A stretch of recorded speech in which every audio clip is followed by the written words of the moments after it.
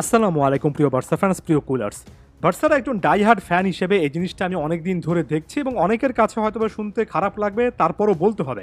অনেক সময় আমি দেখি একটা সিজনের মাঝপথে এসে বার্সেলোনা কোনো একজন প্লেয়ারকে ঘিরে এমন টাইপের প্ল্যান করছে যার প্রেক্ষিতে কিছুদিন পর সে প্লেয়ারটা আর বার্সাতে থাকবেন না কিংবা বিক্রির লিস্টে উঠে যাবেন, এমন টাইপের চিত্র দেখা যায়। তবে শেষ পর্যন্ত সিজনটা শেষে দেখা যায় যে দিন শেষে ওই প্লেয়ারটাই সবচেয়ে ভালো পারফর্ম করছেন এবং ওই প্লেয়ারটার পারফরমেন্সের মাধ্যমেই বার্সেলোনা কিছু না কিছু এজ পারছে। এই সিজনে এমন টাইপের একজন পারফর্মারের কথা বলতে রাফিনার নামটা অনেক বেশি করে মনে আসবে এবং রাফিনা সিজনের শেষ ভাগে যে পারফরমেন্সটা দিয়েছেন সেটা যদি আলাদা করে অ্যাকনলেজ না করি, আমার কাছে মনে হয় রীতিমতো ব্যাপারটা অন্যায় হয়ে যায়। পুরো সিজনে 34টা ম্যাচে 9টা গোল করেছেন, 12টা অ্যাসিস্ট করেছেন।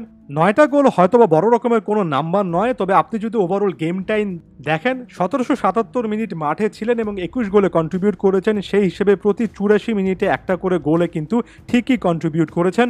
তার চেয়ে বড় কথা, রাফিনা এ সিজনে ওই মোমেন্টগুলোতে গোল কিংবা অ্যাসিস্ট করেছেন যে মোমেন্টগুলো অনেক বেশি করে ভাইটাল ছিল, যে মোমেন্টগুলো আসলে বার্সার জন্য গোল পাওয়াটা অনেক সময় মাস্ট একটা সিনারিও ছিল।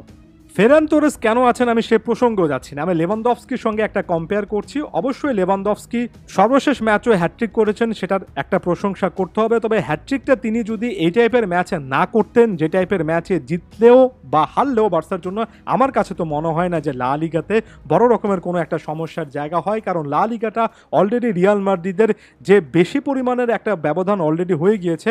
এই জিনিসটা এমন নয় যে বার্সা যদি জয়ের পর জয় পায়, হ্যাটট্রিকের পর হ্যাটট্রিক যদি লেভানডফস্কি করেন, তাহলে লা লিগাতে সেটা আসলে আর আগের মতো ম্যাটার করবে। তাই লেভানডফস্কির সেই হ্যাটট্রিকের চেয়েও রাফিনা প্যারিস সেন্ট জার্মের বিপক্ষে 2 লেগ মিলিয়ে যে পারফরমেন্সটা দিয়েছিলেন, যেখানে বাকি প্লেয়াররা চাপের মুখে ভেঙে পড়েছিলেন কিন্তু তিনি তার জায়গা থেকে সপ্রতিভ ছিলেন, সেটা আমার কাছে বড় একটা পারফরমেন্স বলে মনে হয়। লেভানডফস্কির চেয়ে মাছ বিগার একেবারে পারফেক্ট মোমেন্টের পারফরমেন্স আমার কাছে সেটা মনে হয়। আমি মোটেও এই জিনিসটা বলছি না তার মানে লেভানডফস্কি থেকে রাফিনা অনেকটুকু এগিয়ে গিয়েছেন। আমি মূলত ওই কনটেক্সটটা বোঝাতে চাচ্ছি। রাফিনা ইনজুরি সংক্রান্ত ইস্যুতে ভুগেছেন এবং একটা সময় এসে কিন্তু স্টার্টিং লাইন আপের জায়গাটাও হারাতে বসেছিলেন। এমন টাইপের গুঞ্জনও শোনা যাচ্ছিল যে এই সিজন পরে রাফিনাকে বার্সেলোনা বিক্রি করে দেবে।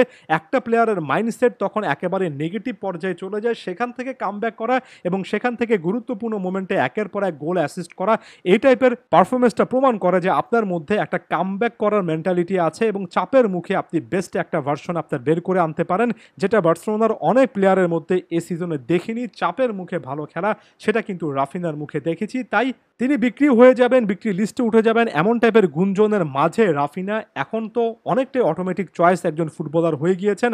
বার্সাকে এই টাইপের ধারণা থেকে বের হয়ে আসতে হবে কোন প্লেয়ারকে কোন গ্রাউন্ড থেকে কোন ম্যাচে কাজে লাগানো যায় এবং কখন আসলে ডিসাইড করা যায় যে প্লেয়ারটাকে বিক্রি করতে হবে। সে ব্যাপারে বার্সার ম্যানেজমেন্ট এখনও ডিসিশন মেকিংয়ে যথেষ্ট দুর্বল। প্রতিটা সিজনে আপনি এক একজন প্লেয়ারকে পাবেন যে প্লেয়ার সম্পর্কে অনেক নেগেটিভ কথাবার্তা বলা হয়, অনেক সমালোচনার মুখে তিনি থাকেন, বিক্রির হওয়ার একেবারে উপদ্রব শুরু হয়, তারপরে দেখবেন যে তিনি অনেক ভালো করবেন। আবার উল্টো চিত্র দেখবেন, এমন প্লেয়ারকে দেখবেন যাকে বলা হয় তিনি অনেক ভালো করছেন, দুর্দান্ত জিনিস করছেন, তিনি বার্সার প্রাণ, কিন্তু দেখা যায় শেষ পর্যন্ত কোনো কিছু তিনি করতে পারছেন না। এই মন্তব্যের সঙ্গে কতটুকু একমত অবশ্যই জানাবেন।